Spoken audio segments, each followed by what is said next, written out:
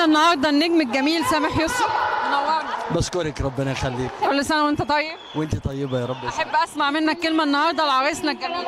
انا عايز اقول ان ده دور جميل للجمعيات الاهليه ودور ايجابي قوي للجمعيات الاهليه والمدنيه ان هم يتعاونوا لاسعاد المجتمع كله، وده التكافل الحقيقي اللي كلنا بنحلم بيه، وكل واحد يعمل دوره الايجابي الفعال في المجتمع، فده شيء يفرح جدا، لان انا مؤمن ان التجاره مع الله مش محتاجه لا اعلان ولا اعلام، وشايف ان التواصل ده جميل قوي. بص الاسر قد ايه فرحانه والعرايس قد ايه فرحانين، فيا رب يقدرنا اسعاد الناس كلها ورسم البسمه والفرحه فعلا على كل مجتمعنا، لان مصرنا الجديده محتاجه فعلا الدور ده.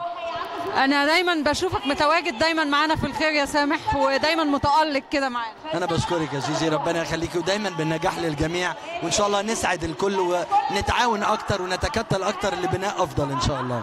طب نحب نسمع منك كوبليه صغير معانا كده. طبعا هسمعكم كوبليه ومصر بخير، وتعالوا في الفرح دلوقتي هتسمعوا الغنوه ان شاء الله. ميرسي يا سامح. كل سنه وانتم طيبين.